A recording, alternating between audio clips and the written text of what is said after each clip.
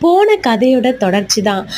அந்த 2 பேருமே இரவு பொழுதுல அந்த ஓரஸும், வர்ஷா என்ற முதியவருமே அந்த இருளில் வந்து அந்த டென்ட் போட்டு தங்கியிருந்தாங்களா, 2 பேருமே பரிமாணம் பண்ணிக்கிறாங்க. அவங்களோட 2 பேரும் நான் வந்து இந்த மாரி வேலை பார்க்குறேன். எனக்கு இந்த ஊருன்னு சொல்லிட்டு 2 பேருமே அவங்களோட முகவரிய வந்து அறிமுகப்படுத்திக்கிறாங்க. அப்பொழுது வந்து முதியவருமே வந்து ஆடை வந்து ரொம்ப மிக பிரம்மாண்டமாக வந்து பிரத்யேகமா நெய்பவர் தான் போல. உடனே நம்ம ஓரஸுக்கு ஒரு ஆசை வந்துருச்சுங்க. ஐயா, ஐயா நீங்க வச்சிருக்கீங்களா? அந்த உடைய வந்து என்னிடம் காட்டுங்களேன்.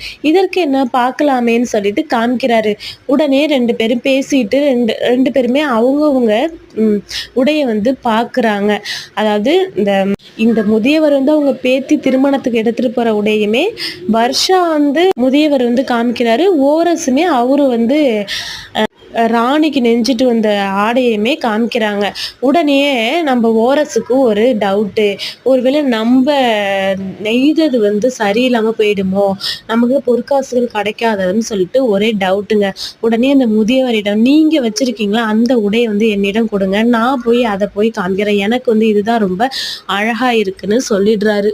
உடனே அந்த முதியவர் சொல்றாரு, "இல்ல, இல்ல நீ வந்து ரொம்ப பிரத்யேகமா வந்து ஆடைய வந்து நெஞ்சிருக்கப்பா. இதுதான் அழகா இருக்குன்னு." ஒரு வழியா நம்ம முதியவரை சமாதானப்படுத்தி ஓரசு வாங்கிட்டு அரண்மனைக்கு போயிடுறாருங்க. ராஜா கிட்ட காமிச்சிடுறாரு. மன்னருமே பொற்காசுகள் கொடுக்க போற நேரத்துல நிப்பாட்டுப்பான்னு சொல்றாரு. என்ன சத்தம்னு சபையில எல்லாருமே பாக்குறாங்க.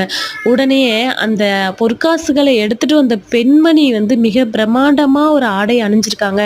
இத வந்து யாரு வந்து ரெடி பண்ணாங்களோ அவங்கள கூப்பிட்டுருவாங்க. இதே மாதிரிதான் எனக்கு வேணும்னு. அந்த உடைய நெஞ்சது வேற யாரும் கிடையாது, நம்ம ஓரசு தான். அந்த தாத்தா கிட்ட கொடுத்தாருல, அந்த பொண்ணு வந்து அந்த தாத்தாவோட பேத்திங்க.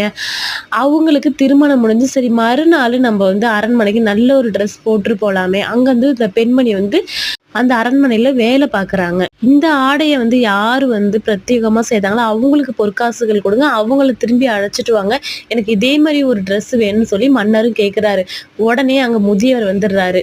இந்த ஆடையுமே இந்த ஓரசு தான் வந்து செஞ்சாருன்னு பொற்காசுகளை வாங்கி கொடுத்தாச்சு. எல்லாருமே கிளம்பிட்டாங்க. இந்த முதியவர் ஒரே ஒரு வார்த்தை சொன்னாரு, "தம்பி ஓரசு, என் மேல வச்ச நம்பிக்கை நீ உன் மேல வைக்கலையே. நீ எவ்வளவுதான் நல்லா அதை ரெடி பண்ணியிருந்தாலும் உனக்கு நம்பிக்கை இல்லாம போயிது பாத்தியா." ஓரஸுக்கு அப்படியே ஒரு செகண்ட் ஒரே யோசிக்கிற மாதிரி ஆயிடுச்சு. ஃபர்ஸ்ட் நம்ம மேல நமக்கு நம்பிக்கை வேணும்னு சொல்லிட்டு கிடையாதுங்க. நம்மள மாதிரி நிறைய பேருக்கு இது ஒரு உதாரணம் தான். என்னோட கதை பிடிச்சிருந்தா கண்டிப்பா லைக் பண்ணுங்க, சப்ஸ்கிரைப் பண்ணுங்க. பாய். இன்னொரு கதையில நான் உங்களை சந்திக்கிறேன்.